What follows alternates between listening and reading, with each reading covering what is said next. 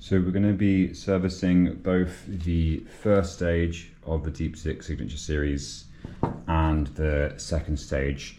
You'll want to start with the first stage, however, because with the low pressure seat in the second stage, you'll be adjusting it to the intermediate pressure of the first stage for your ease of breathing effort and the cracking pressure. So starting with the first stage and going through this, just before we do, let's look at kind of the tools and things that you're definitely going to need and the things that you can kind of get away with not having. So first and foremost is an intermediate pressure gauge. You have to have one of these to make sure you're adjusting the high pressure seat inside the first stage. Without this, it's not really possible. Luckily, they're not super expensive. You can get them for around like $20 from different dive stores. I personally have used GI Dive Store because they have some good international shipping as well.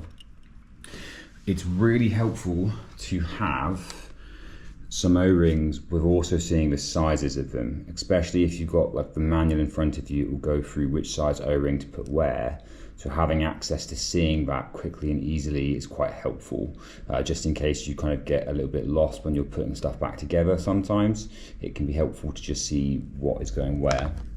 You're going to need your service kits. So this is the first stage service kit. It's basically pretty much just O-rings. Apart from that, you've got the new diaphragm, a new high pressure seat, a new sintered filter, and then some of the Teflon O-rings that sit at certain points inside the reg. But that's pretty much it. It's not overly complex or complicated. And then same for the second stage. You're going to need your new diaphragm here as well, new low pressure seat, and then just some O-rings, and that, again, that's pretty much it. It's really helpful to have lots of kitchen towel just for wiping your hands when it comes to silicone grease. Talking of that, here I'm just going to be using basic silicone grease for this service. The reason I'm not using O2 safe silicone grease is because A, it's quite expensive. You'd be looking at something like Triolube for your kind of standard O2 cleaning lube. However, these are my back gas regs, so they're going to be used for, mainly my trimix kind of mixes.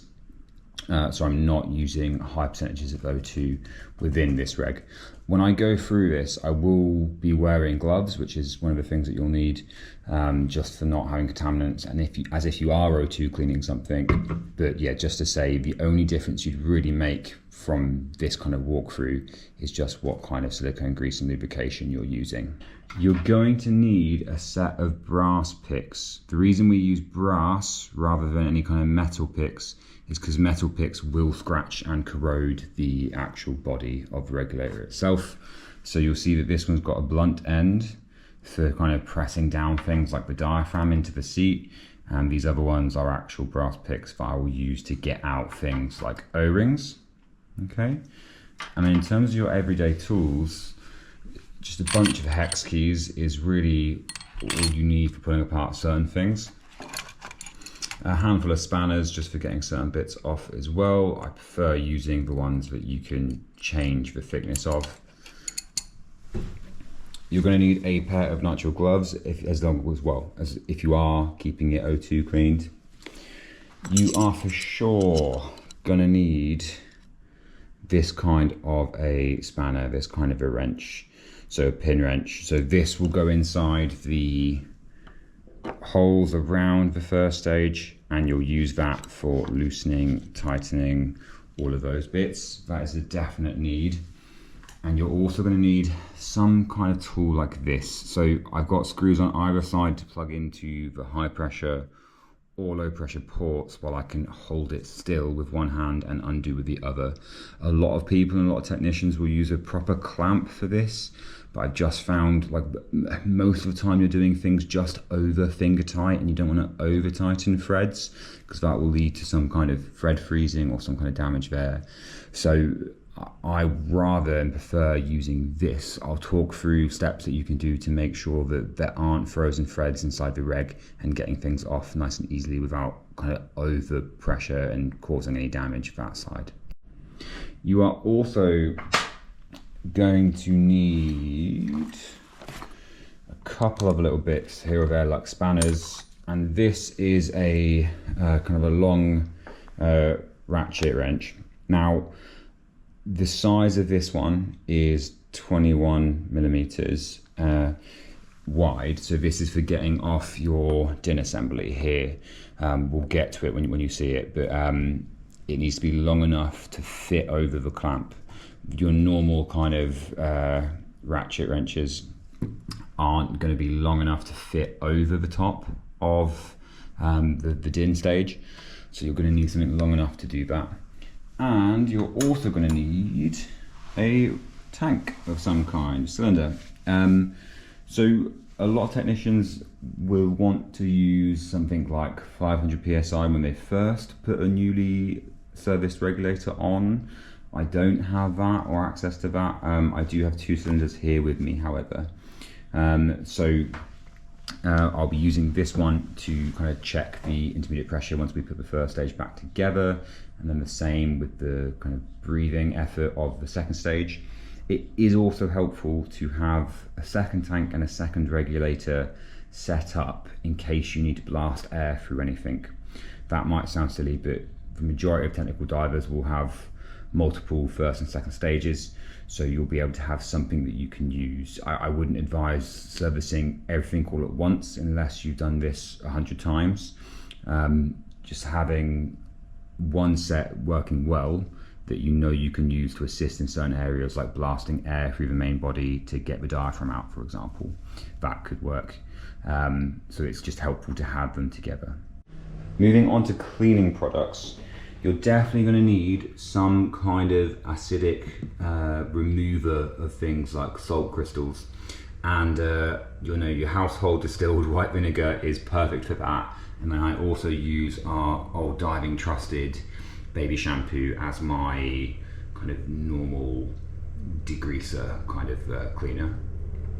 And here is a pot of mixture that I've already made of this, along with a nylon toothbrush, just so that I'm not causing any damage to any of the main body of the regulator. And here you'll see that I've got an ultrasonic cleaner. Now, you don't need one. They are helpful and they'll save you a lot of time and a lot of elbow grease. And they're not massively expensive. If you're gonna be servicing your own regulators, every year from watching this, I would advise getting invested in one is probably a good idea. However, if you want to just have a go at this and you don't want to, spend all this money on different things, you can get away with not having one. Okay. So that is kind of the things that you definitely do want, and then some of the things that are helpful to have. Let's kind of start looking at servicing the regulator itself. So starting off here in the kitchen, actually, before we get onto tools and removing anything, is just having a quick inspection of your first stage, just looking for anything which would make it hard to get it off. So like if you're looking inside here, you might have a lot of salt deposits and salt buildups, other than your kind of natural wear and tear on the outside damage, okay? None of those things are going to be important, but what's going to be hard sometimes is frozen threads. So this might be all locked into position from those salt kind of buildups. So what I like to do before I even start on the servicing side of it is pop my first stage inside something like this, like an old yogurt pot, and fill that with really nice warm water, a little bit of vinegar and a little bit of baby shampoo, and just leave it for 10 minutes. That's a good way of just quickly getting that off those salt deposits, giving it a rinse in the sink, and just making sure that that is all nice and clear before you start trying to pull it apart. So before you do anything, trust me, this is a really, really good one to start with, but just make sure that your ports are all in position so we don't get water inside the body at this stage while it's still together. So let's say you've bathed it for a little bit of time, you've got rid of all those kind of big salt corrosion deposit buildups, and now hopefully it will be nice and easy to open.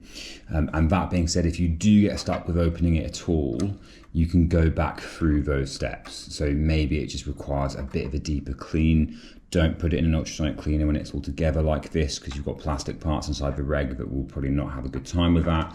Just put it in like hot vinegary water for a bit, wash off the vinegar, try again, and just keep going like that. The first time I serviced my Deep 6 regs, it took me about 3 attempts of bathing it in vinegary water to get rid of the salt buildups before I could get off this section here. So don't worry, like it happens, and it's definitely a thing. Also, if you've got the service manual, you can go through other steps there of different things that you can try. For example, they say their last step is putting in the freezer to remove the salt corrosion, which is an interesting one. So let's get started with what we're doing. There's 3 basic steps to this of what we're doing. Firstly, we're going to take off the environmental seal. We'll then get to the adjustment bolt. We'll loosen that before we remove this section to the top of the body. We're then going to remove the wheelhouse itself. So we're just left with kind of the body and the low pressure ports. We'll then remove the low pressure ports before being left with anything that might be in the body of the regulator. So things like the high pressure seat and how to remove those things. And just to say, like, Deep 6 regs are built really, really well, and they've been designed so that they're really easy to service. So there's not loads that can go wrong with this, so don't worry too much if you're concerned of doing any damage. Like I say, it's quite hard to do, so don't worry too much. So first step is getting off the environmental seal, so this cap here. Now when we do this up, this is just finger tight. It shouldn't be pin wrenched on, so it should be, you might be able to open it yourself. I like to use like a little towel just for extra grip when it comes to these things sometimes. And that is coming undone a little bit there actually already, which is good. However, just in case that doesn't happen, it does have a pinhole here. You'll see it's really very shallow though and not very deep. So this is where you can start with your pin wrench here. This pin wrench is not the exact size for this regulator. So just to help out with not getting additional scratches to things, I like to put like a towel around, pop that in, and then a little bit of pressure, and that will come open. Okay. So from there we can just unscrew, and all of the parts, as you put them apart, you know, you can start seeing any corrosion if there's been any leaking of water inside the regulator. Okay, looks okay there. I'll pop that down here. Okay, now onto the environmental seal, and you can see some of the previously used lubricant to put that all in place. Okay, when it comes to taking this off, we want to be quite delicate just not to peel that badly. All right, so just kind of slowly see if you can get that out.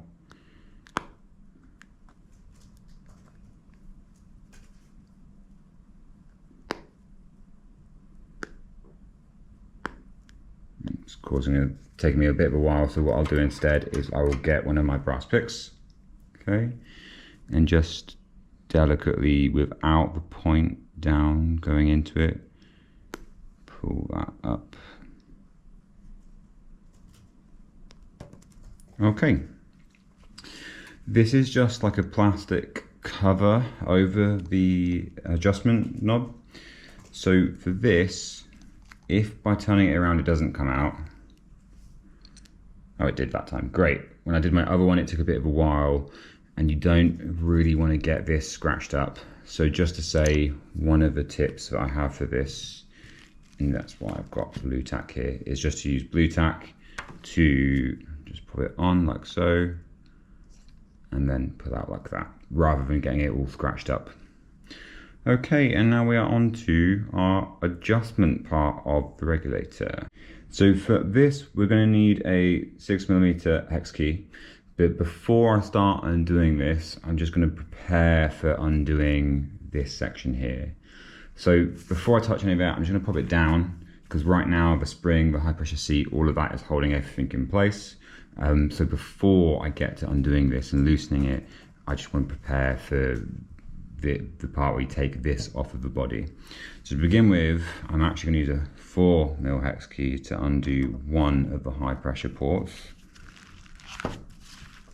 That one was very sticky, so probably a bit of salt build up underneath here. Okay, so that is off. Okay, and this is where I'm going to start using this tool for holding on to it a bit more easily.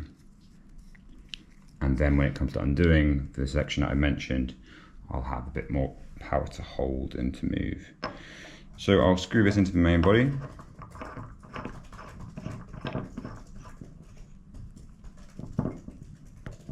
All the way into the threads just to not damage them when you're trying to rotate things. And now when it comes to wrenching this section off of the main body, it'll be a little bit easier. Okay, so it is really vitally important that you loosen the adjustment screw before trying to get the main body off of the regulator, or you're going to have some issues there. So 6mm hex key, just make sure you don't drop it like in, otherwise you'll be landing on the spring, which I'm sure will be alright, but just rather not cause any damage that we don't need to. So just going to slowly undo this until you can feel the tension being removed.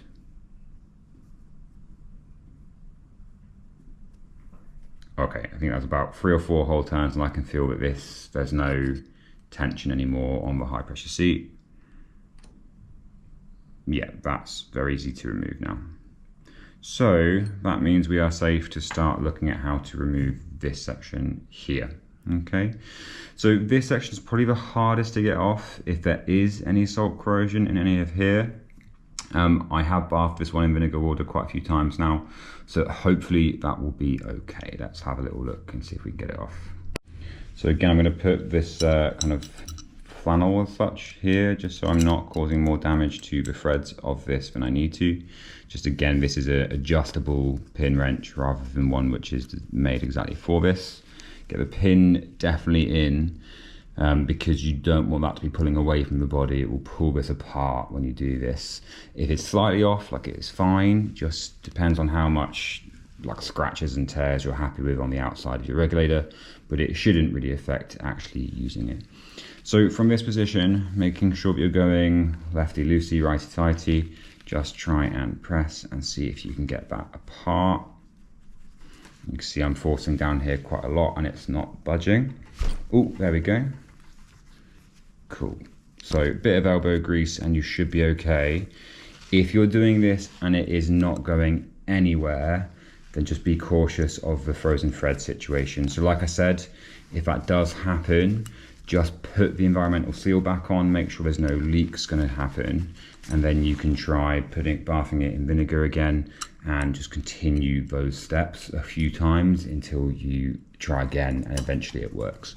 With vinegar as well, it is acidic, so just make sure you're rinsing thoroughly before trying to pull it apart, just so you don't do any damage to anything like that.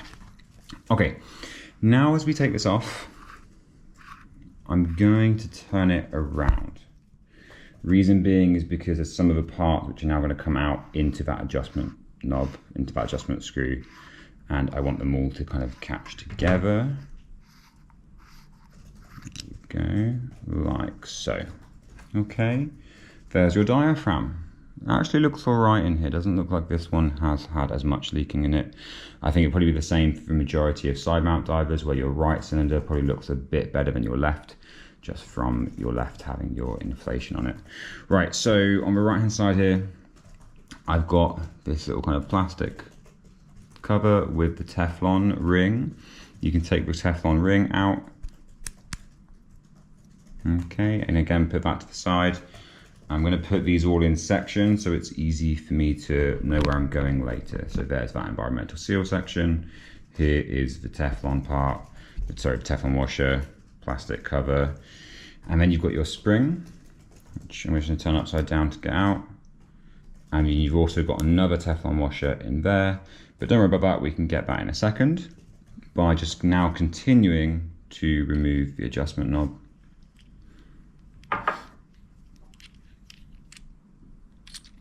Okay, now that's loose and these two parts are apart. So we'll try and get this bit out.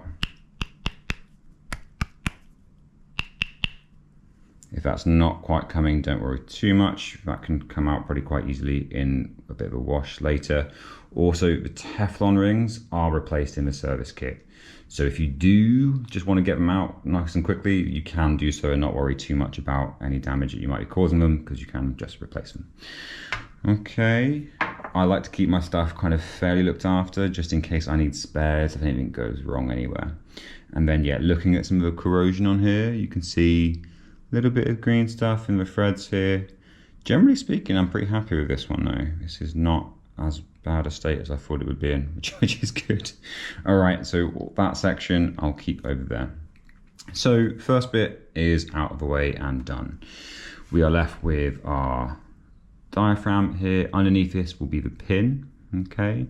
And in the body, we've still got to go through. So next bit we're going to go through is removing the DIN assembly. All right, so for this bit, I'm sure you've taken this off hundreds of times to replace O-rings throughout the years. Just taking this swivel here and getting rid of this bit. It's the bit that actually sits inside the tank for your air intake. And again, put that to the side. You might see that the O-ring there is actually a bit perished. There you go.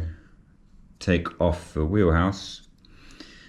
So this is where we'll need the 21mm socket wrench.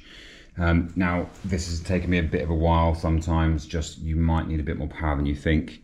Just be careful with not shredding the fitting depending on what tool you're using. So I've kind of shredded a little bit of mine there. It's not sheared or anything like that, but when you're using a 21mm socket wrench, you'll notice that the edges aren't flat. So if you have a proper tool from Deep Six, it will have flat edges, which will make it a little bit better for the power distribution across these. But as long as you've got some kind of way of holding it and leveraging and keeping it in place, then you should be good to get it open. Okay, so do best job you can there, and then we'll take it off. I'll turn this around this way around so that all of this comes out. Okay, bit of corrosion around this bit, to be expected really on this part where it kind of goes to the tank. Okay, so that might also be another reason why it's hard to get off sometimes. And then with here, we just take off this bracket, pop that to the side, and that is your sintered filter, okay, with the O-ring there. So for this one, I'm going to turn this around. I'm going to use the plastic side of one of my brass picks. Just pop that through, just give it a little nudge to pop that out, okay? And I've got to say, actually, this one looks all right condition-wise. Not too tarnished from water coming in there. A little bit of, see a little bit of oxidization there. So just take off the O-ring to that and pop that to the side as well. Okay, so we've got off our environmental seal, we've got off the DIN fitting and wheelhouse. If you've got a yoke fitting, it would be much the same. You'll just need to use a spanner to remove the yoke fitting rather than the DIN fitting itself. And then we're on to this section. So we haven't taken off the diaphragm yet, just because there's a couple of methods to do that. I don't like to try and rip it off with like a pick. I prefer to poke it through from this side. You can even blast air through it. So that's what I was talking about earlier, of having another regulator to use to blast air through one of the ports to kind of force air through this to lift it up. I'm not going to do that either. I'm just going to poke it out from the other side. Also, the diaphragm is a replaceable part, so we get that in the service kit. So we want to be replacing the diaphragm realistically anyway. I'm just going to kind of have this saved as spare parts. So before I take off the low pressure port here, I'm actually going to remove all of the low pressure port screws, just because it's easier to do on a hole like this than once you've taken it off. So just quickly take these off.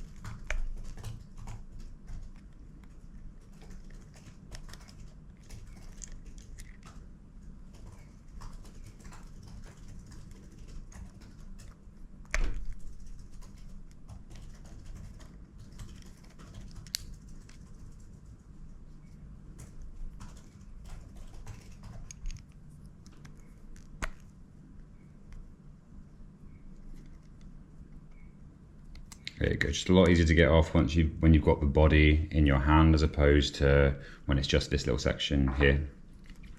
And then the top turret for this bit, you might want to remove this tool. pop the smaller one in the low pressure port.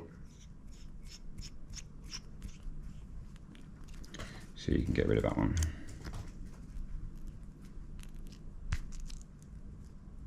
Alright.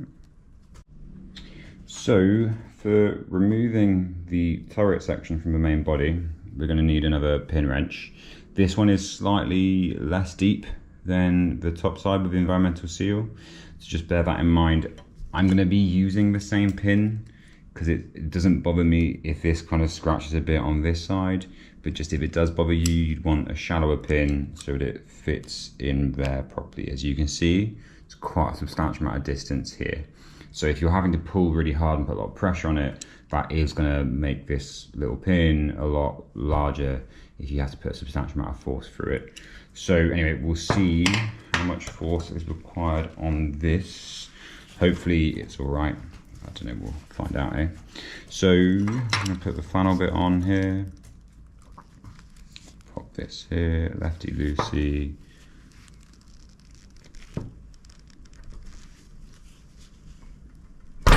There we go. Okay, so it's started to undo. Take that out. So you could hear the force just from where I hit the table rather than this. That was actually all right. And the whole, yeah, a little bit of a scratch on it from taking it off, but I'm okay with that. Okay.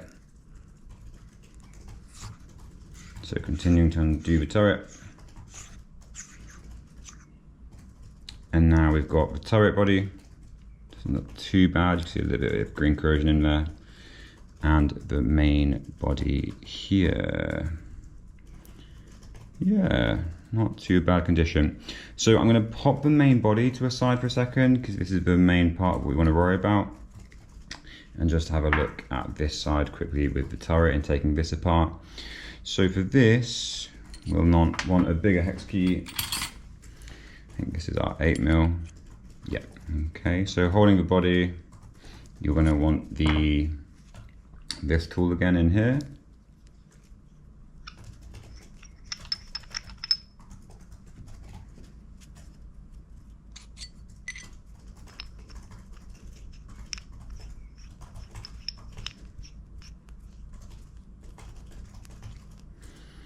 Okay, and again, lefty-loosey, righty-tighty.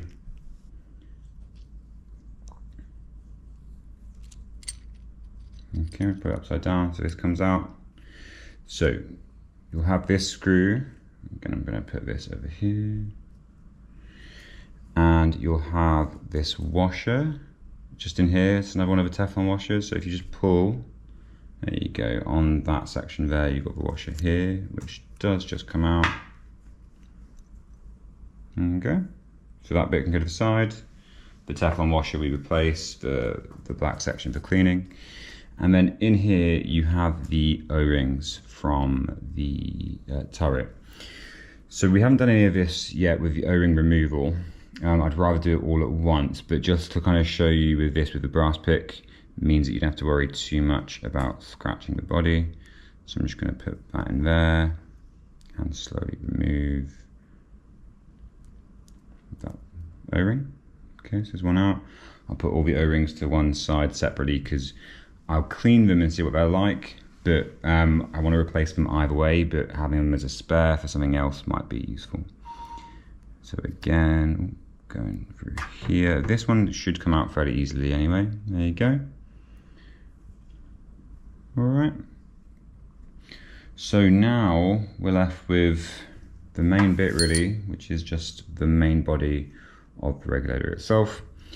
While we have got the brass pick here, let's just start taking off this O-ring here.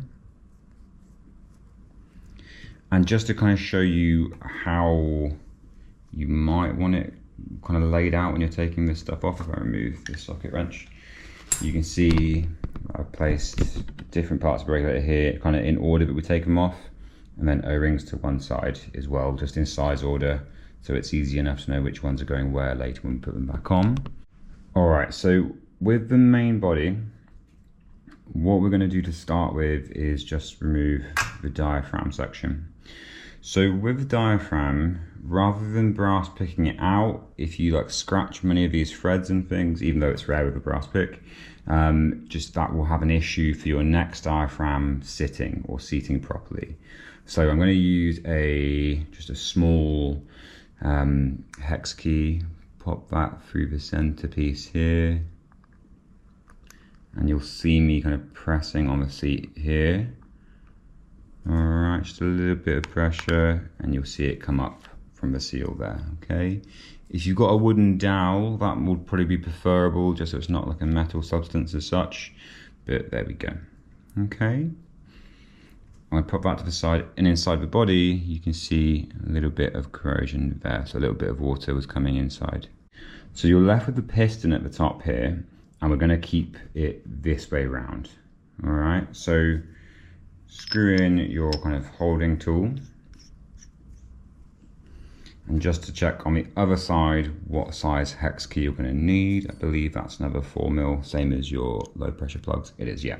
So inside this bit is your main spring and the high pressure seat, so that is currently locked into the piston, keeping it in place. I don't want the piston to just drop out, which is why I don't want to do it this way around. I want to do it this way around, so I'm just going to lift the camera up slightly as I do this. So as you unscrew slowly, to start with, the piston will probably rotate with you, as there's a lot of pressure on it right now, and just keep going until you feel the spring kind of start. There you go. You can feel the spring pop out and you see it's no longer sitting straight.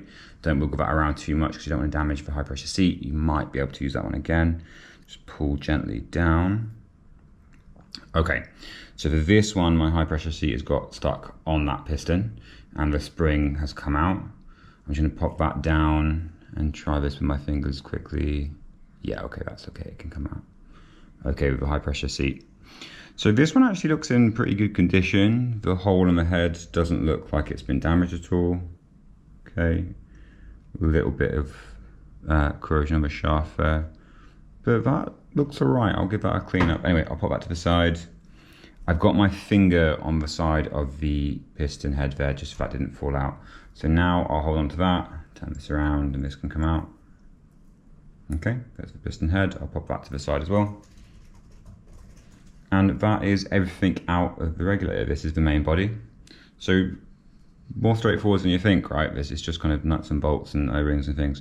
So with this one, we'll take off the spring, pop that to the side, and then we'll take the O-ring off of this part too.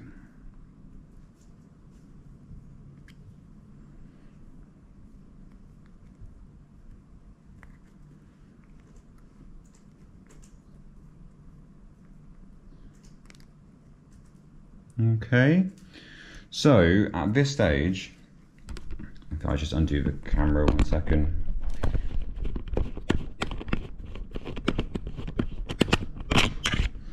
You've got all of your parts in their kind of setting where they came from. So top bit here, we've got the environmental seal section. Bottom bit, we've got the spring which puts the pressure onto the diaphragm and the adjustment bolt.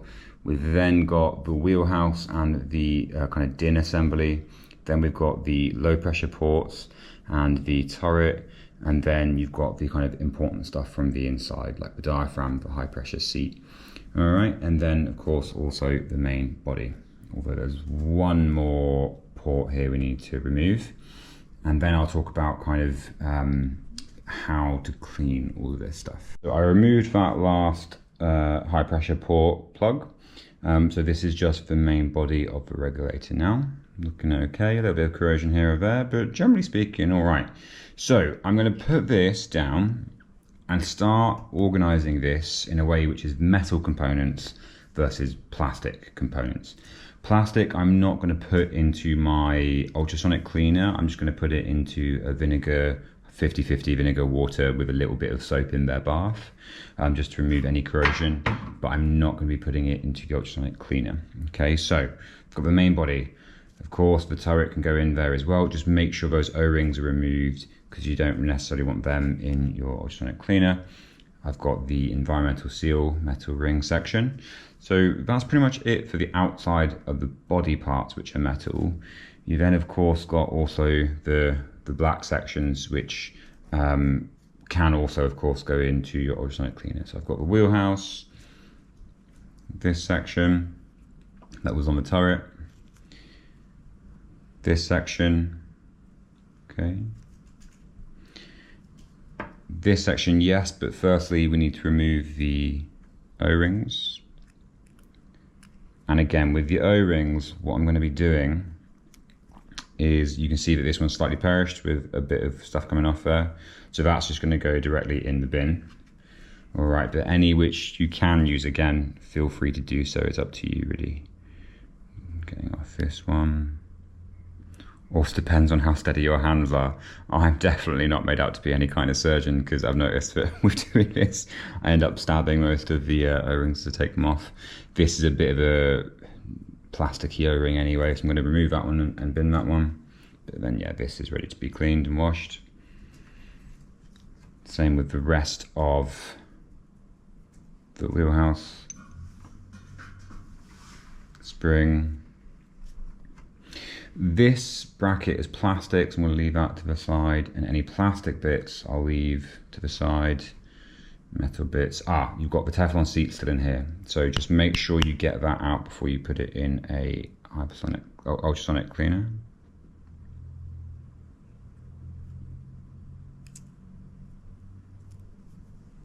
Go, so just the adjustment knob, and you can put the washer to the side too.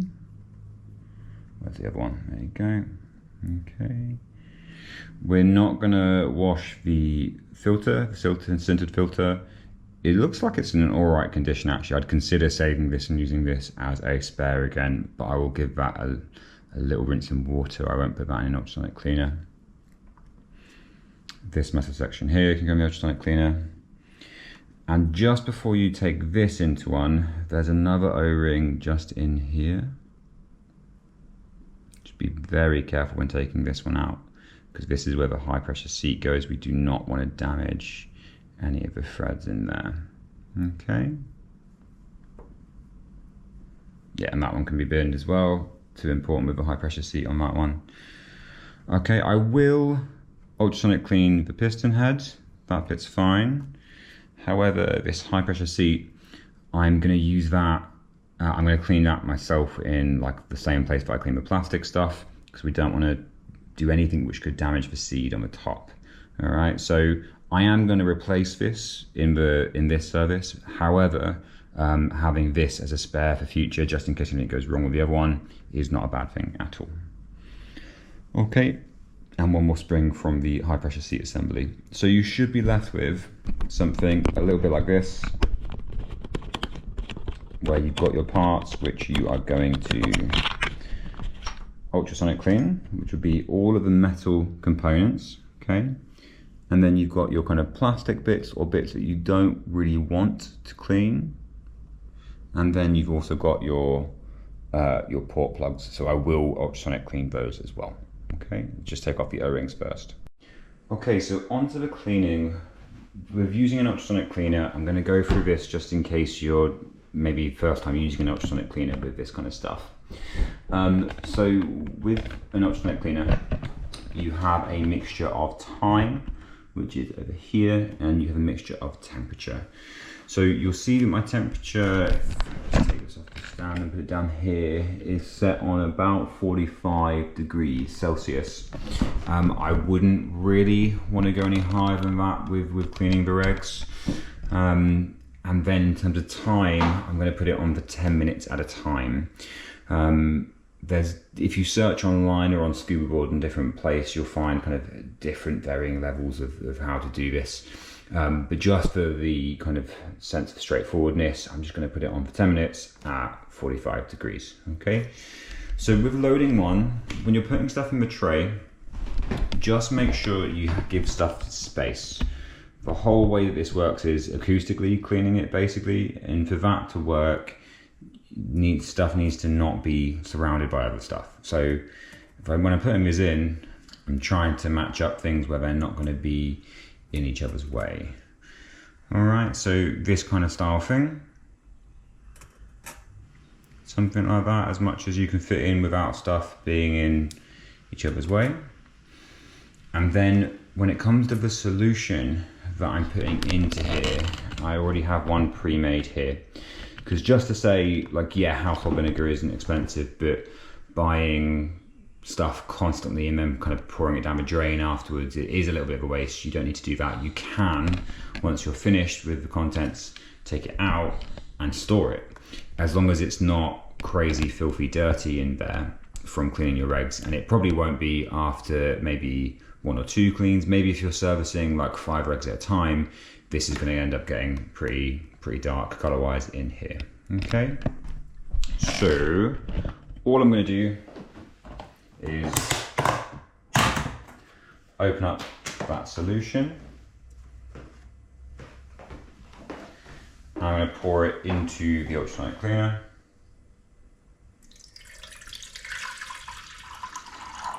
Which smells disgusting, by the way, because it's just like, all you can smell is vinegar.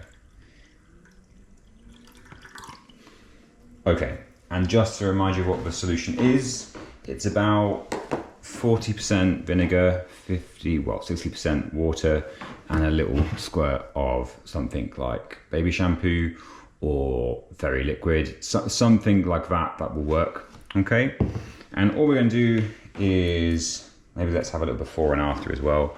Do you see the corrosion on like the wheelhouse there? Little bit of salt build up inside.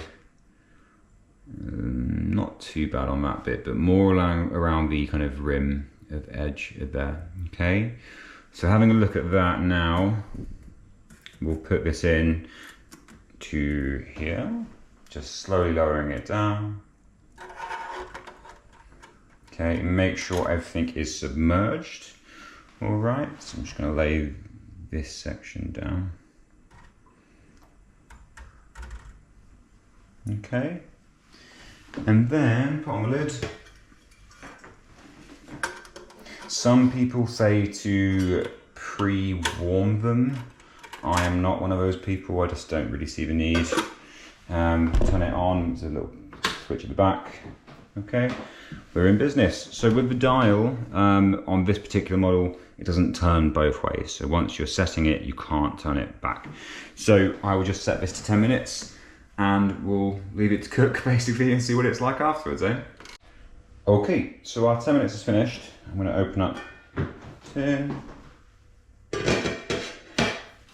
And it should be looking good in here. So I will take out the tray. And at this stage, I've got a glove on. The reason being is because if I were to be O2 cleaning these regulators, at this stage, I've cleaned it and then I'm going to be putting it back together. And I don't want it to get contaminated with anything when putting it back together. Okay, so we'll lift the basket out and touch that, that's okay. Be careful because it will be quite warm if you're doing this with your hands. Drip, drip, drip, and just pop it onto some kind of towel. Okay, so this was fairly corroded before, right? Especially on the wheelhouse, where the wheelhouse would go like here. And you can see that that green kind of patch has been cleaned off fairly nicely there. Okay, don't worry of any kind of removing of coating. That's what we're kind of aiming by only putting it on for a short amount of time at not very hot temperatures. Okay, but yeah, I'm pretty happy with how that has ended up. I'm then going to put it into this bath here, which is just soapy warm water. And I'll do that with all of this stuff. And then I will get myself basically doing a little bit of a cleaning train where I will put the next batch of stuff into the ultrasonic cleaner for 10 minutes while I'm scrubbing this for 10 minutes. And then I'll put this into more fresh water just in case there's any kind of vinegar in here, and then rinse it all off. Okay, so I'm not going to go back through this process, just repeat, repeat, repeat until it's all as clean and shiny as you want it to be.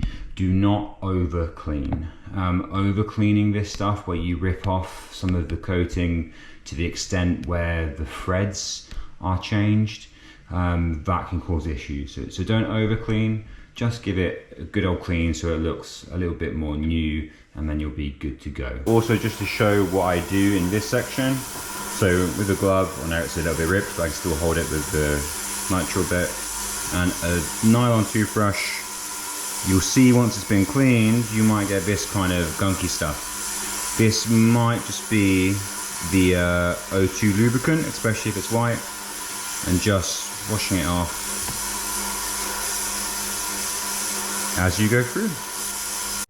So the O-rings I want to keep, they're a little bit mucky, but not tarnished, and might not be all that old if you've been replacing like on the turret, for example. So I'll pop these in here. I'm going to pop in the little plastic bits. So this bit, I will pop in the bracket for the wheelhouse. I'm not going to put the environmental cap in there, I'm just going to rinse that. And the same with this plastic seat, which kind of just sits on the adjustment knob, because that's just purely plastic. The Teflon washers I'm going to put in.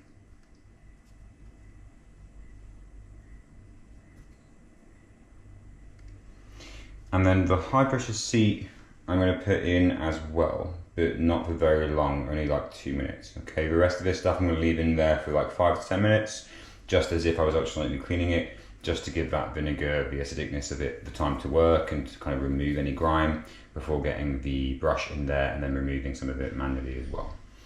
Alright, so when I put this in, I'm just going to make sure I place it. It is the high pressure seat, want to look after it. And now the cool thing about this just coming from the ultrasonic cleaner is it's already pretty warm. Okay, so just set yourself a timer for however long you want to leave it in there for, and then anything that you don't want to clean, so the sintered filter I'll rinse, the plastic bit and the environmental cap. Okay, so once you're finished with all the cleaning, you'll have everything just laying out in drip drying, realistically. You don't want to contaminate stuff before you put it back together. So you don't want to try and dry it with like a fluffy towel in case that fluff is left inside the regulator. So I prefer to just leave it out like this overnight, and the next morning just have a look, make sure the water is drained from all of the ports, any kind of orifice that it can get into, before then putting it together, and then just using a bit of kitchen towel maybe to wipe it down if it really does need to. However, I'm going to show you the air blasting method as well. If you're in a bit of a rush and you want to get it done on that exact same day in which you've serviced it and taken it apart, if you've taken it apart and want to put it back together straight away. So a lot of technicians will have air guns that they use to drive them out with. If you've got a cylinder and a working reg, you can just turn it on.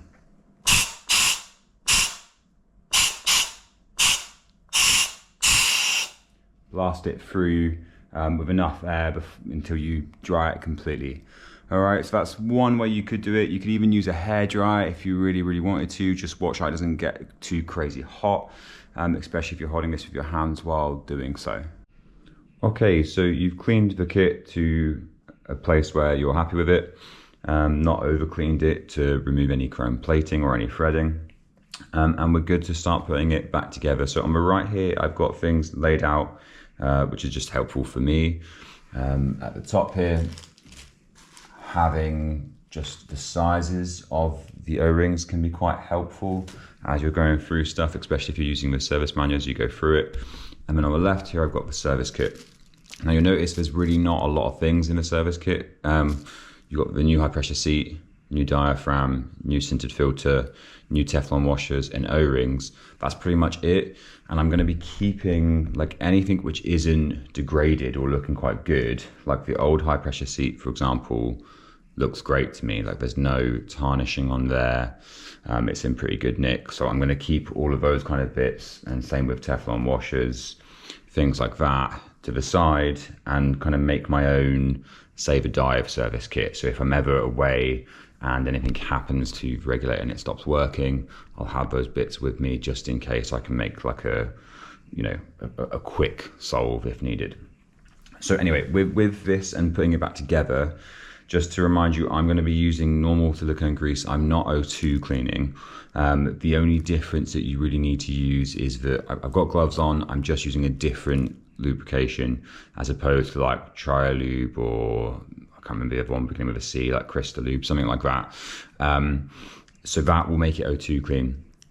And some people can use a blue light just to make sure there's no kind of bits or anything inside of the regulator as you're putting it together. Yeah, so again, this is just my back gas. I'm not concerned with this being super O2 clean. I'm going to be happy with just using normal lubrication for this one.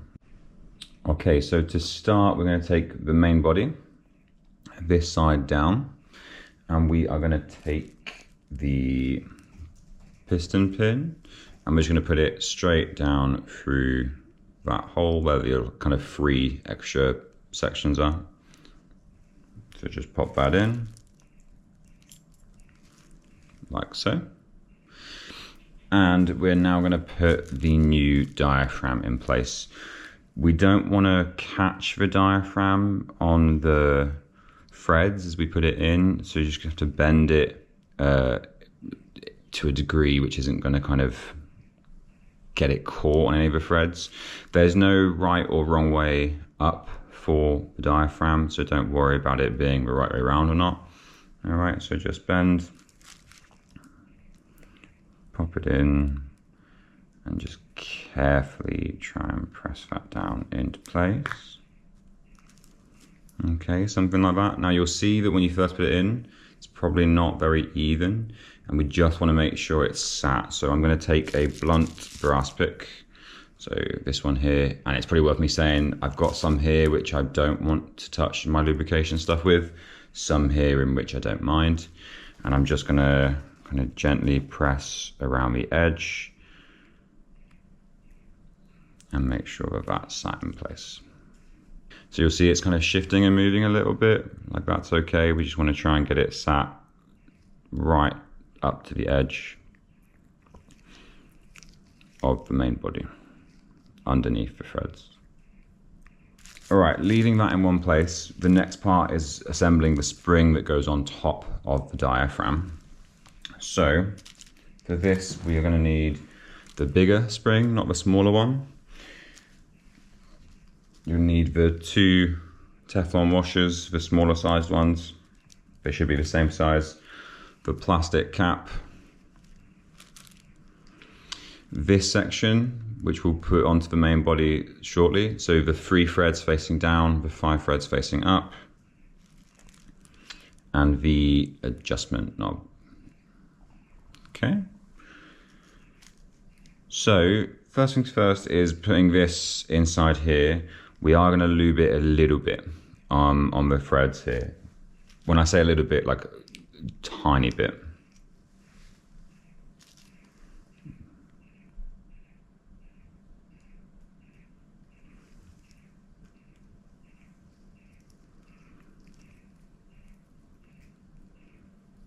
So lubing threads. I'm just going to place it on top. And I'll do this regularly of once I've lubed, of just kind of tissuing my fingers just to not get excessive grease everywhere while you're going through this.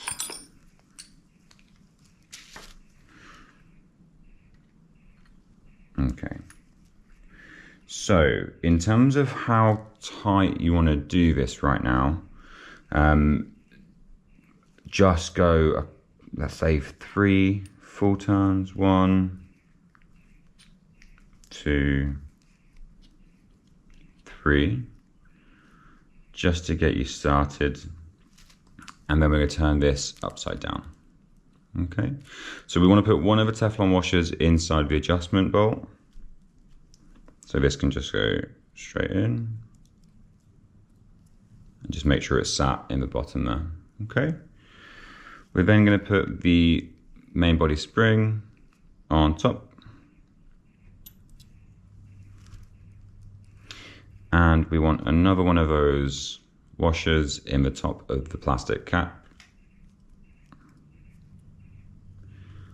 and then this is going to sit on top of the spring. Just before I do that, I'm just going to put a tiny blob of lubricant here just to keep that washer in place as like kind of like a sealant to the spring, sorry. Okay, so just pop this on top of the spring. Okay, and that's now in place. So this, we're going to screw onto this main body here.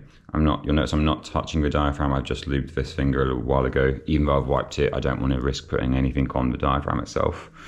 And when I put this on, I'm going to turn this down, like upside down. Don't worry if you hear the piston kind of moving around at this stage. There's no pressure on it, so it's going to be a little bit free. And then we're just going to screw that into that spring.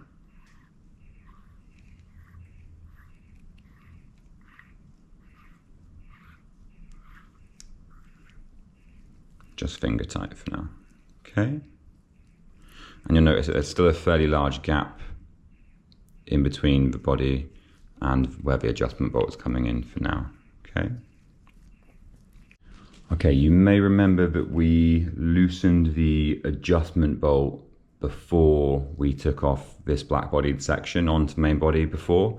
So we're now going to do the same in reverse. So take your connection tool or your kind of vice power tool, pop that on. I'm going to turn this upside down. Okay, if you hear the piston moving around at this stage, that's okay. It just means there's no tension on the spring of whatsoever, which is fine for now. And then we want to take our pin wrench and tighten it. Now we don't want to over tighten it. Don't want to go until like it's really, really hard to then get it off again. I would just go finger tight and then a bit more. You're mainly making sure that there's no, like you'll feel the metal to metal contact between the body and where the adjustment bolt kind of section is coming in. Okay, and just tighten.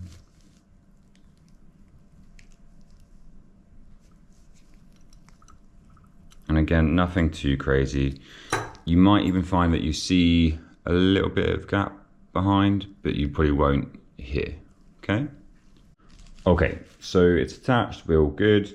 The next bit is the adjustment bolt. So when I first started servicing stuff, this happened to me as well. If we do this too loose before we put it all together, there's going to be absolutely zero pressure on the diaphragm, which will mean you get pressure coming through the high pressure hoses, but not the low pressure hoses. So removing the pressure once you pressurize the reg becomes really difficult, and you've got to make sure that this has got at least some tension on it before you get to that point. So basically, take your hex key, just start turning it.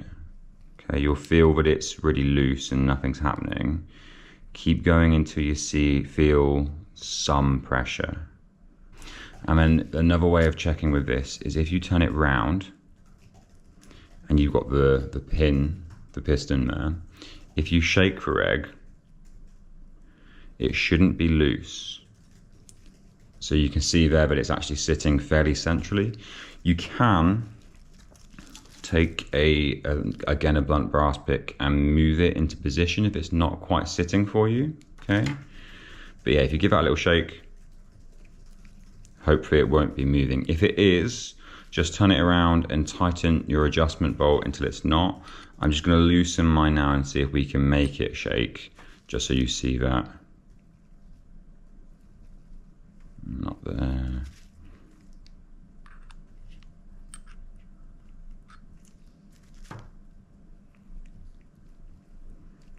Not there, but I can feel the tension of that. If I were to release that a little bit more, that would start to wobble. So I'll leave it in that position. That seems like a good starting point to me. Okay, so that section is good. We can leave that to the side. I am going to kind of lean it on something just so that pin is staying in a central down position. Okay. Alrighty, so moving on to the high pressure seat section with a little bit of prep to this first. So we're going to take this, which the high pressure seat goes onto to move. So you'll need this one. We're going to need the smallest O-ring, which is, I believe, a 006 size. And then if you kind of look at these O-rings, the next one we're going to want is this one. It's slightly bigger than your high pressure port O-rings, and a good way of checking that you've got the right sized one is if you just hold it onto the item you're placing it onto. Usually it's just slightly wider than the threads that you're putting it around and not wider than the base of where you're wanting it to sit. Okay, so first things first, we're going to lubricate this O-ring a teeny tiny bit.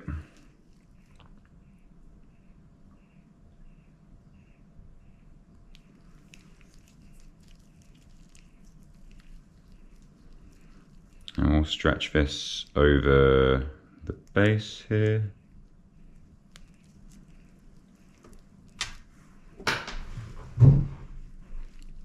Alright, like so. And then with this O-ring, you'll notice it's slightly bigger than the hole it's going onto. That's the high pressure seat O-ring, so this needs to be really good. And make sure it's definitely the correct one. So lubricate this one a bit to a lot.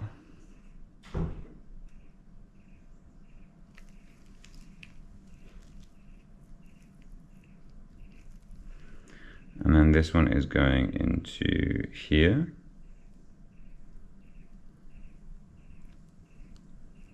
Okay. Now when you pop this one in, you'll probably have it to the side slightly. So again, take your blunt O-ring, pick and just pop it into place. This O-ring is one of the annoying ones, like if you're getting IP creep, or it's not quite sitting, or it's coiled a little bit, then that's usually one of the main culprits.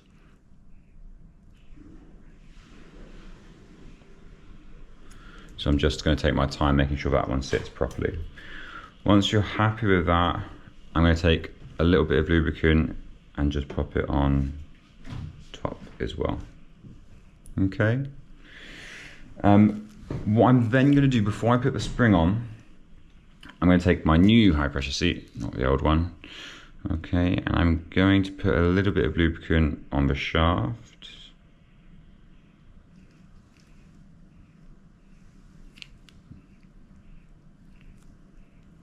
And just to make sure that this is sat, I'm going to pop it through. Okay, so there should be a little bit of pressure on it, and then eventually it will just go through. And just make sure that that movement can happen with a little bit of pressure. Okay, just once or twice is enough, and then we can put our spring over here. Okay, make sure the spring moves. Pop the high pressure seat in place.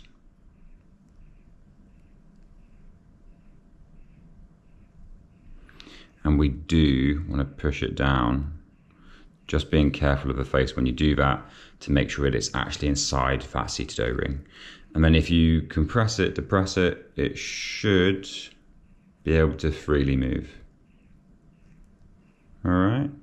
The main thing is that it can move straight up and down, which the piston will help with as well. All right. So now we're going to put this inside the main body. Just going to wipe my hands again.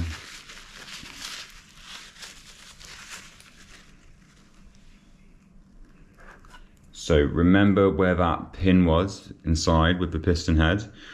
We want to make sure that that is going inside the high pressure seat. If it goes to the side slightly, there's a chance that we might break it or bend it. All right, so make sure that that's fairly central. You're going to be wanting to look like with your eyes here and this above your head. So I don't know if I can move the camera to show this a little bit better. I'll just put that in an upward position. So I'm going to be holding this up, be looking down while putting this up and through, and you'll feel it going into place. You have to push the spring in, and then start hand screwing that in, okay?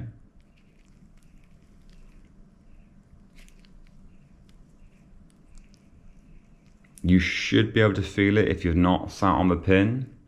You should get like a feeling of it can't really go all the way in. So I've got enough of the threads through that it's on, and now I will need another hex key to turn this in. And in terms of the tightness of this, I'm just going finger tight.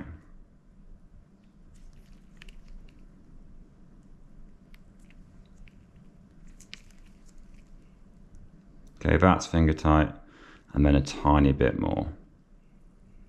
Okay, so if I turn this around now, you should be able to see how that's sat. Flush, but not super tight. And with the adjustment knob now, if you were to make any adjustments, hopefully you'll feel that tension is a bit more there as the piston is through the high pressure seat being pushed up into the other side, yeah? Okay, so the main body we can leave to the side for a moment while we now put the turret together. So you'll need the main turret body, the black thread part, and the screw that puts it into place with the larger of the white Teflon seats / Teflon O-rings. And then in terms of the O-rings you'll need, it's not the biggest one, but the next bigger ones, because we're going to need to put these into the turret itself. So firstly, I'm just going to lube these up a little bit. Okay, again, just sparingly.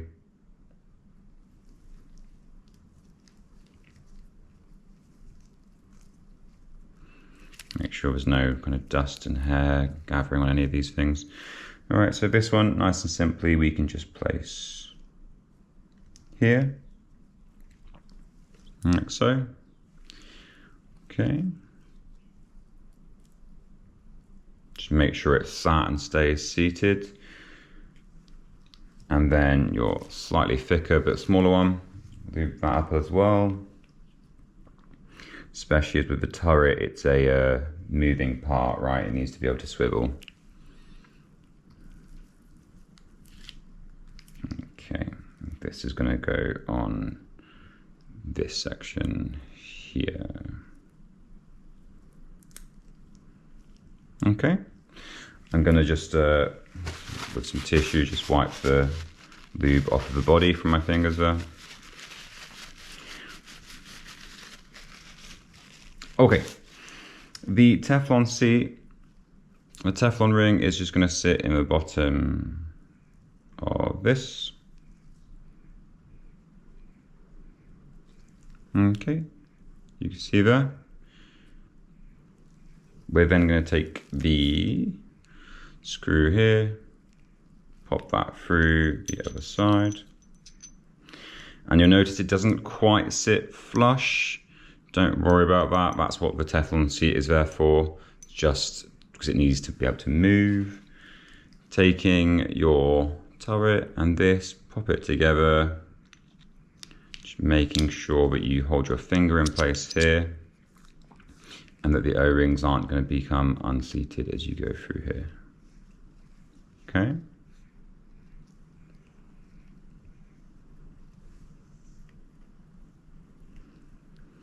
Okay, so once that's finger tight, okay, you're going to need your bigger hex key this time, and you're most likely going to want also the clamping help.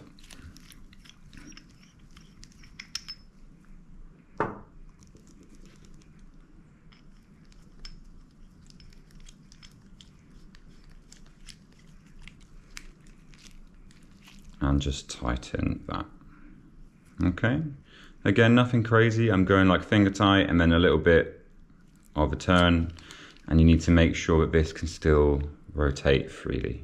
Okay, Okay, before we put the main body and the turret together, just pop your main body upside down onto the other way around, and you're going to need to put this large O-ring on the body itself.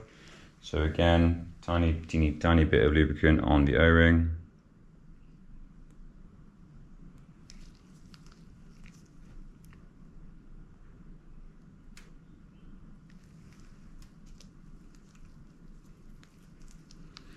And just pop that around the main body.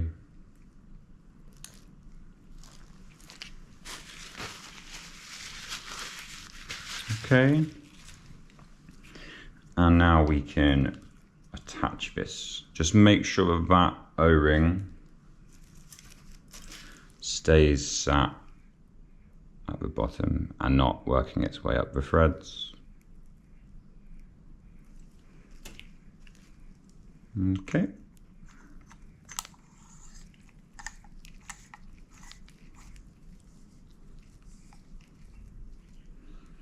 All right, so again, finger tight, and you'll see that can now move. We're nearly there. I'm gonna put my clamping arm in here, and I'm gonna need to tighten with our pin spanner again the turret on, okay? So just to remind you, my pin spanner is not the exact correct size of this. I'm okay with that, and kind of exterior, maybe sometimes bulging on those pins a little bit. You know, I'm trying to do this as cheap as possible. So if you don't like that, then obviously please make sure you get yourself the pin that definitely fits that hole. And just for sake of trying not to get anything more tarnished than it needs to be, I put a little flannel over, pin in, and then just tighten. And again, don't need to be as tight as humanly possible, just a bit of pressure there, and that'll do. Okay, time for the din assembly. So you'll need the threads that the wheelhouse sits on. In this section where the threads are, you drop your tinted filter. Just be careful not to have kind of clammy lubricated hands as you do that. And then you want an unlubricated O-ring for this one. And it's just a size 11, so the same that you'd put on your low pressure port plugs. We'll pop this around here and just push it down into place. Okay, just like so. I'm gonna take a non-lubey pick and just make sure that that is pressed down.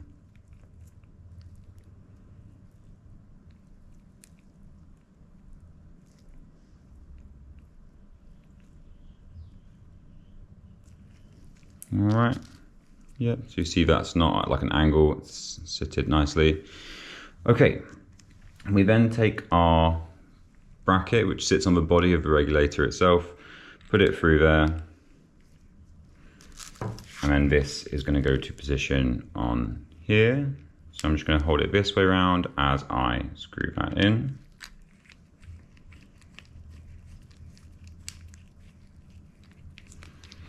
And now keeping it this way round, like that will be a little bit loose, like so.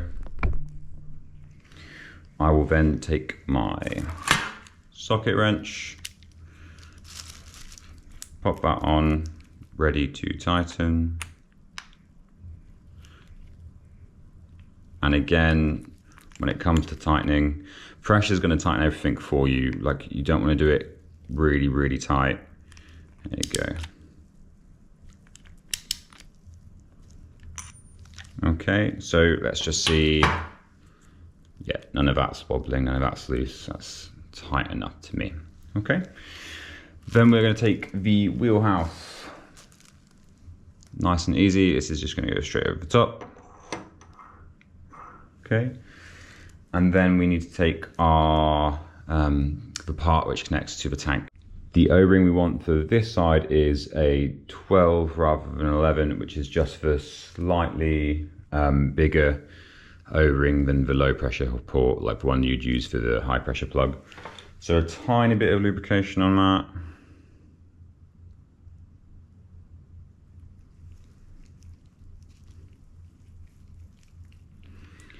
feed that over the threads.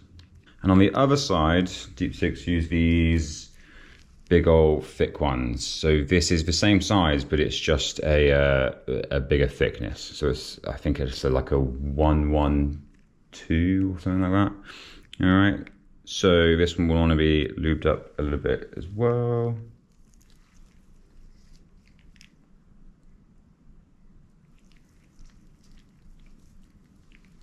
Just to kind of force that one in, because it does always seem a little bit on the big side. There you go. Okay. I'm just going to take a bit of tissue and clean off any of the kind of excess lubricant on that.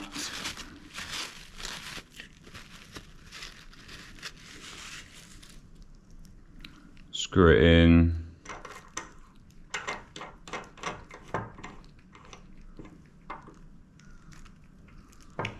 And for this one, I will make that really tight.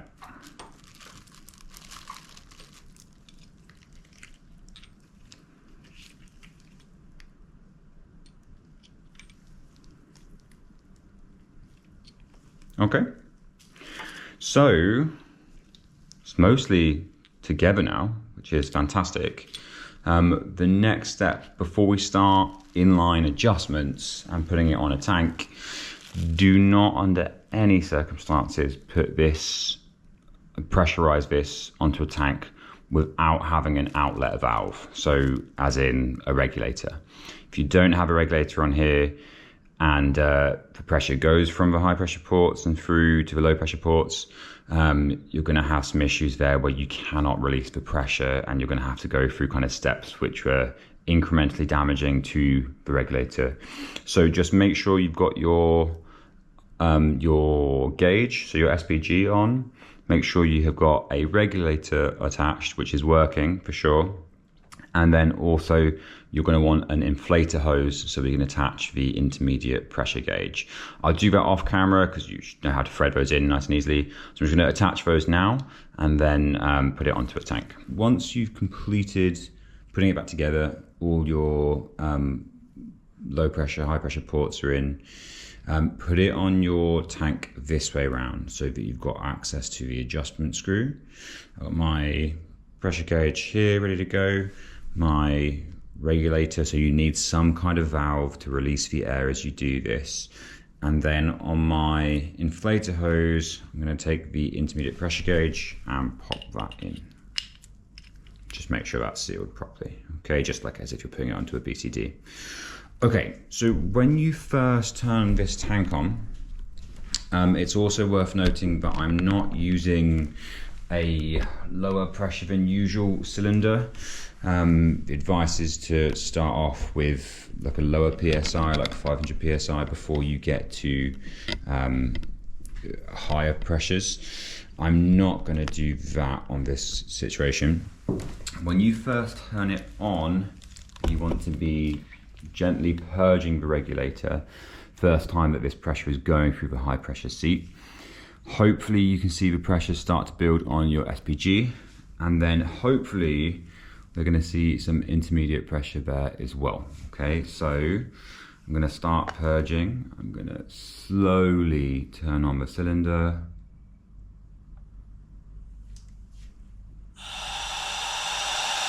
And then slowly release the purge.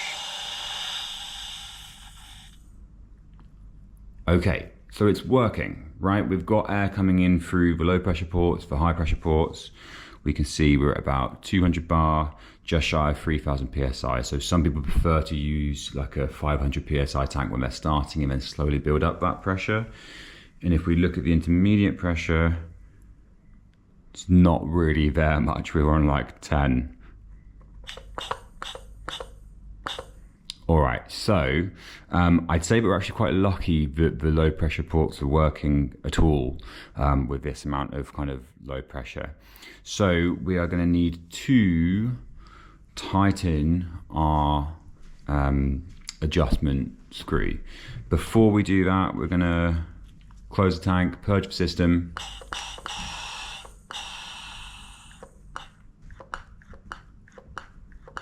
Okay.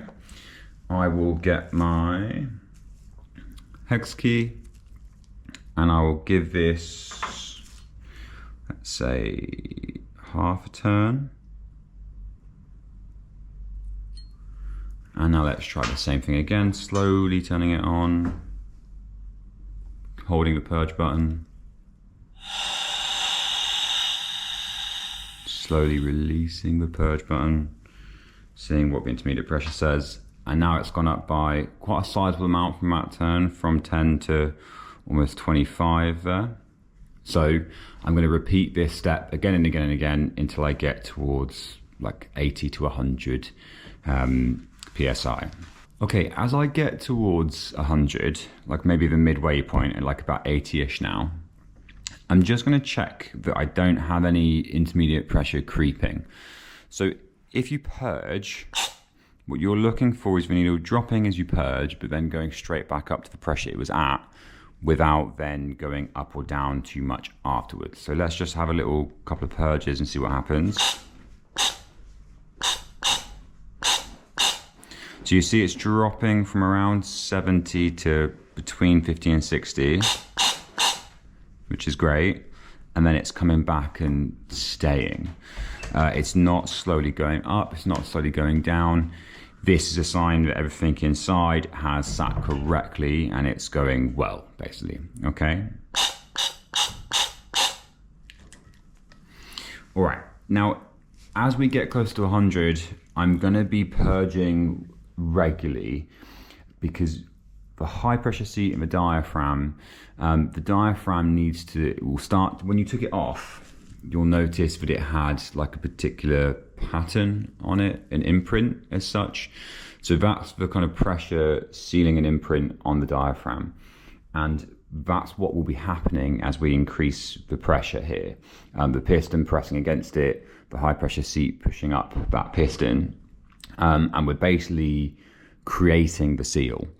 So as you go up, you want to just purge quite a few times to get the drop action inside of the main body of the regulator for that to happen.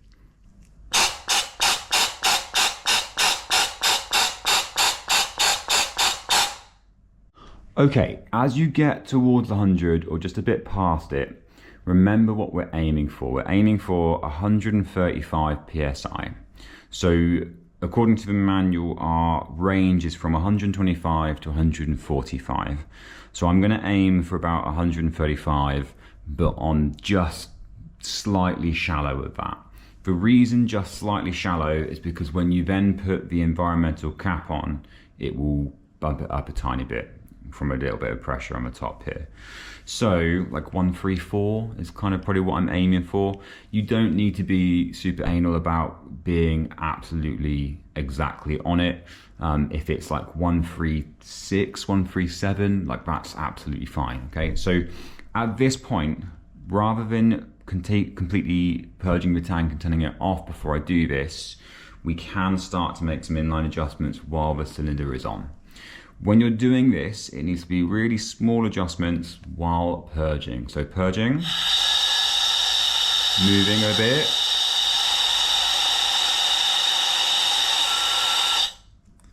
and then having a little look. So you can see we're getting close to 110 there. So same again, purging, moving while purging, okay.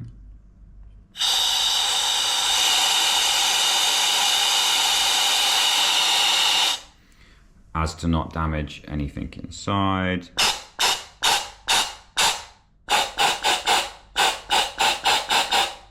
Okay, and again, purging like 10 times each time. I'm gonna keep going until I'm about at the 120 mark, okay? So, we are on about 120, again, regularly purging. All right, and that is pretty steady pressure. Coming back to just shy of 120 each time. Okay, so at this stage, we're going to continue these steps, but just really slow, small incremental adjustments, giving plenty of time for the diaphragm to sit and seal on that new high pressure seat, all the way up to about 130. When we get to 130, we'll make those adjustments even smaller, so we get to the 135-ish mark with everything sat pretty nicely. Okay, so we're pretty much there. Our pressure right now is just shy of 135, in between like 130 and 135, I'd say. So 10, 20, 35. Yeah, I'm gonna give it a few more purges here.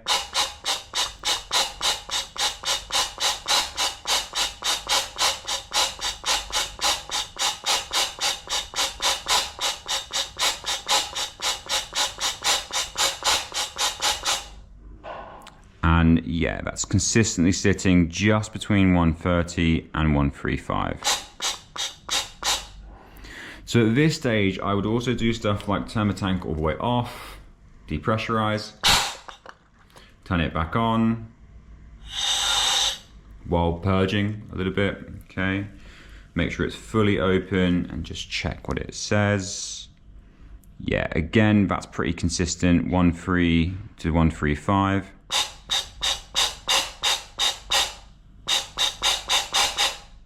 Okay, and just do this a little bit more, turn it off, depressurize.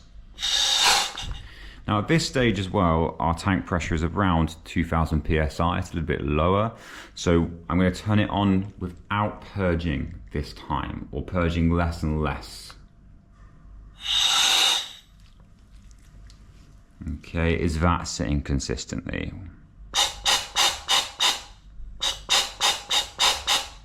I'd say yes. I'm going to turn it off, depressurize. I'm going to turn it on this time without purging. Just slowly, carefully. Okay, let's see what it says. Is it still sitting there? Yeah. So at this stage, I'd say we've successfully serviced this Deep 6 Signature Series regulator. It's consistently sticking at about 135 PSI for intermediate pressure. I'm just going to turn it on again, nice and slow, and just to confirm that. Okay, it's probably hard to see the number itself. There you go. You probably see the just shy of the 10 on the red side there, about 9.5. Just under here on the numbers, just shy, or maybe just a tiny bit over 135, 10, 20, 35. Okay, so happy with that. So next we can put on the environmental seal. Before we do this though, I'm just going to leave this pressurized for a little bit, like have a cup of tea for 10 minutes, just to double check that nothing is going to happen to the pressure here. Okay. So I'll leave it alone for 10, 15 minutes, come back, and hopefully it's in the same place.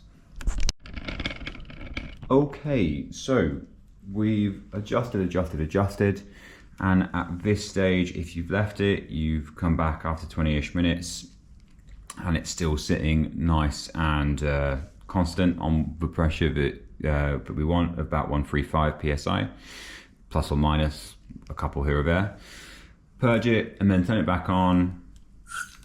This time, for sure, without purging the second stage. That amount of pressure straight away is also helpful just for sitting the diaphragm. Okay, you can see, yeah, we are pretty much bang on 135. Okay, purge it a handful more times. Just double check it's not really bouncing above that 135 stage. All right, I'd say we've got a pretty good serviced first stage regulator. At this stage, we can put on the environmental cap. So when you first put on the little kind of plastic joint here, you might find that your IP goes up a tiny bit as you're just putting a bit more pressure on the top of it. That will be kind of inflated. It won't actually be what your IP is. So if I just pop this in, okay, it's not really gone up there, which is good, just I wasn't pressing on it. But if you press on this to put it in, it will most likely go up a little bit. Okay, I'm going to take my environmental cap. In terms of where I'm putting it, this is my right cylinder. for my side mount setup. So when I twist on the top cap, it will kind of move this slightly. So I'm just going to put this somewhere like that. Okay, and when you put it on, just ease it into place. Try not to push too much on the cap underneath, but just making sure that it's not caught in the threads. And it's just worth me saying, you'll notice that the tank is still pressurized when I'm putting this on. That is intentional. You want it pressurized, so then when you depressurize, you've got that concave shape of the environmental seal going in. And let's just have a little look at the IP. Yeah, it's not really creeped up at all, but just to say it might do when you do this. Okay, so don't worry if you look at the needle and suddenly it's at like nearly 140. When you depressurize and repressurize, you'll probably be good to go. Okay, I'm gonna put on the top little cap. It does have a pin for a pin spanner, but we're not gonna pin spanner it into place. This should just be hand tightened. I'm gonna put a little bit of lube, maybe a little bit more than a little bit, onto the threads here.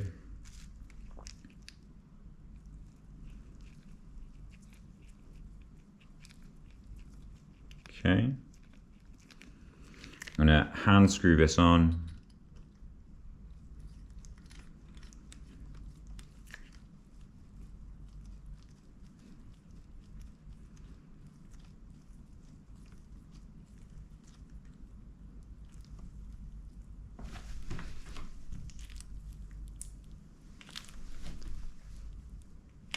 Okay, and then you can tighten this with like a towel and just so you've got a little bit more pressure there, okay?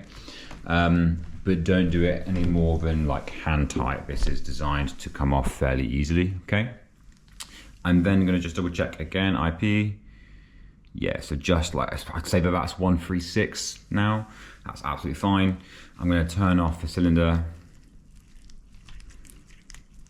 I'm gonna purge and just watch what happens to the environmental seal. It will hopefully concave.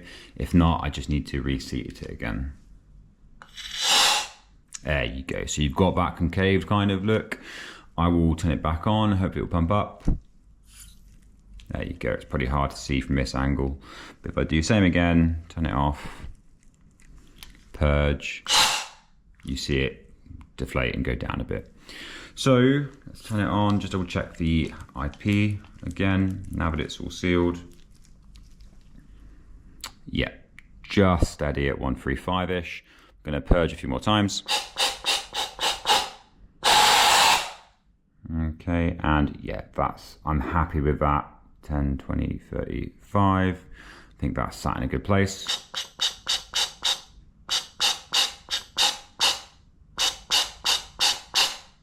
And there you go, guys. You've successfully serviced your regulator if you've been following along step by step. I would put this on a higher tank, like as in a higher pressure tank as well, just to double check that the IP is more or less the same. Might be a little bit different here or there depending on the pressure.